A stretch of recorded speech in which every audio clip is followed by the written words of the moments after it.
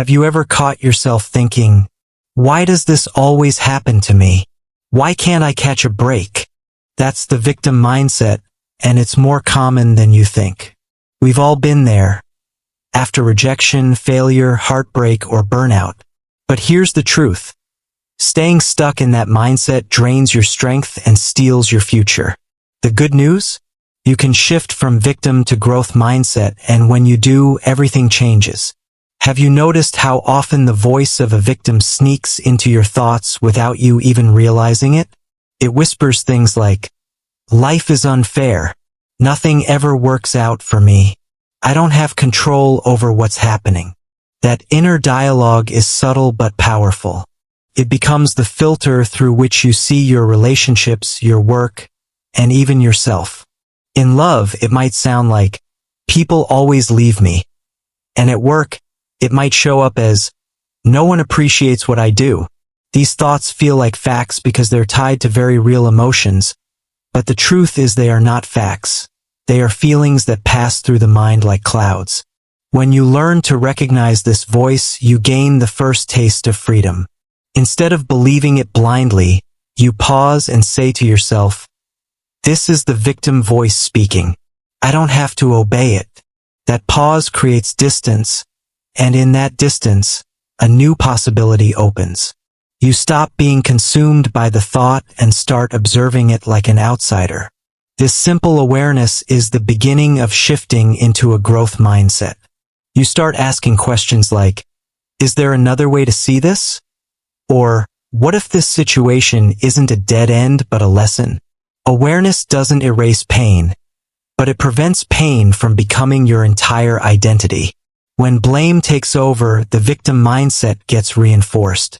You blame your partner for not loving you the way you want. You blame your boss for the stress at work. You blame circumstances for why life feels stuck.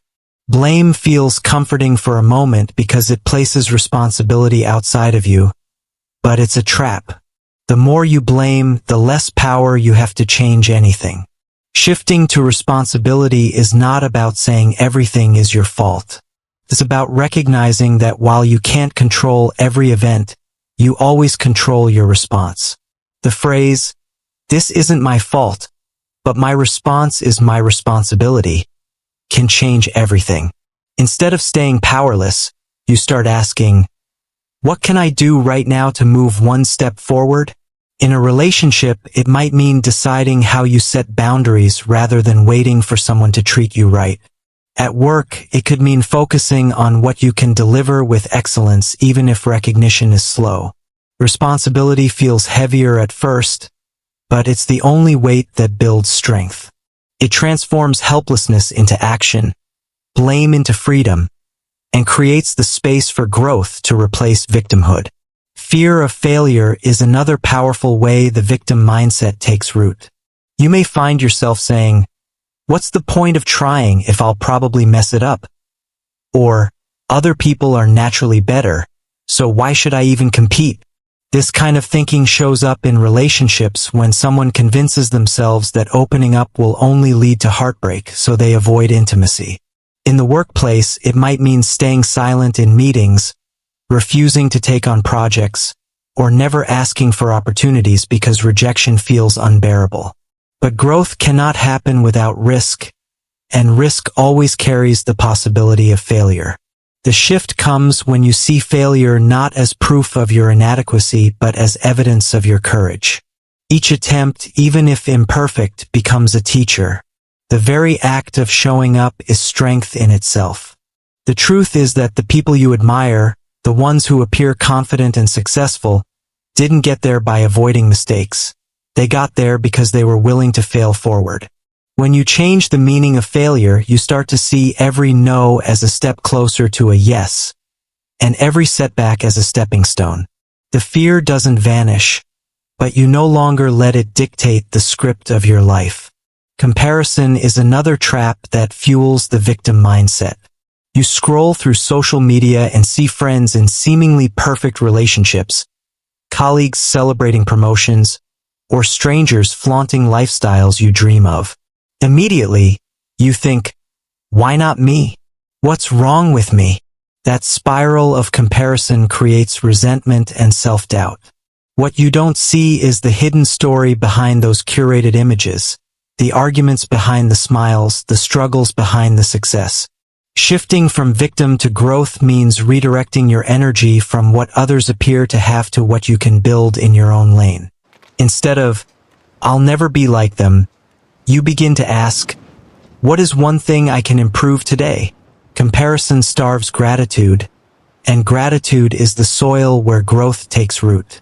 When you measure progress against your past self instead of someone else's highlight reel, you regain power.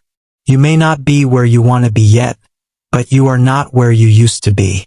That shift turns envy into motivation and resentment into resilience. Loneliness often reinforces the victim mindset because it convinces you that no one understands or cares. You sit with your thoughts at night and the silence feels louder than any noise.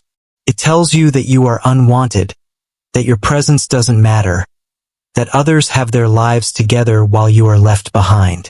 This is one of the most painful illusions the victim voice creates, because it tricks you into believing isolation is permanent.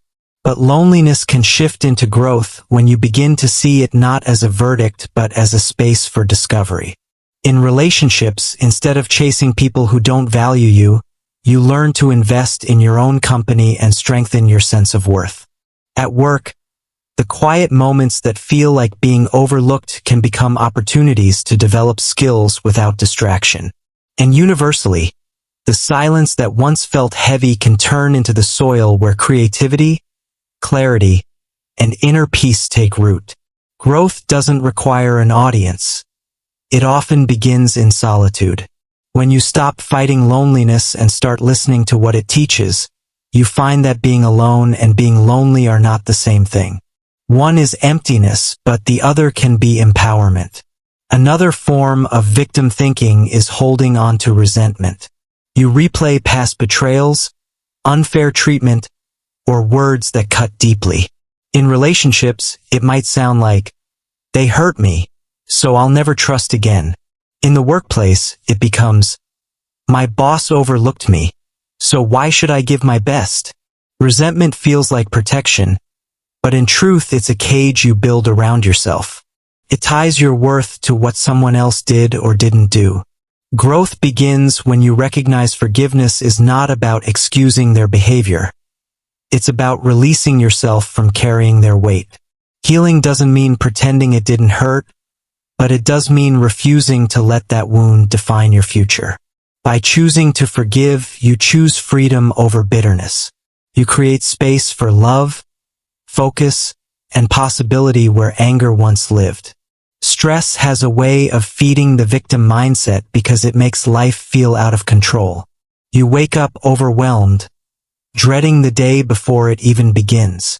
In relationships, this stress might look like overreacting to small arguments because your emotions are stretched too thin. At work, it could mean procrastinating until the pressure becomes unbearable, convincing yourself that no matter what you do, it won't be enough. The victim voice thrives in stress, telling you that you're powerless and stuck. But stress can also become a signal, a teacher showing you where boundaries and balance are needed. Shifting into growth means seeing stress not as an enemy but as feedback. Instead of saying, "This is crushing me," you begin to ask, "What is this stress trying to teach me about my priorities?" Sometimes it's teaching you to slow down, to let go of unnecessary burdens, or to develop better habits of discipline. Choosing healing over wounding means you don't let stress harden into resentment or self-pity. You turn it into motivation to refine your life, to carve out moments of rest, and to find strength in simplicity. Stress is real, but how you interpret it decides whether it breaks you or builds you. The victim mindset often ties success to perfection. It whispers, "If I can't do it perfectly, I shouldn't try at all." This creates a cycle of paralysis and disappointment. In relationships, you might feel like if love isn't flawless, it's doomed, so you give up. At work, you might avoid risks because you're afraid of falling short. But the growth mindset redefines success as progress, not perfection. Each step forward, no matter how small, becomes evidence that you are moving, learning, and evolving.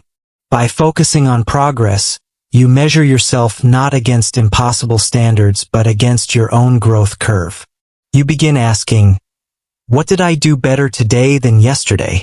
That question shifts the focus from lack to gain, from failure to resilience. Progress is sustainable, perfection is not. When you internalize that truth, you unlock a steady source of motivation that keeps you going even on the hardest days. Shifting from victim to growth mindset isn't about ignoring pain. It's about refusing to stay there. It's about turning heartbreak into healing, stress into strength, rejection into redirection.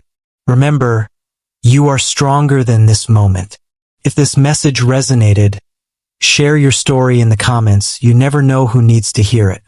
Subscribe to Motivation and Healing for more powerful lessons, and let me know what topics you want me to cover next. Together, let's keep growing forward.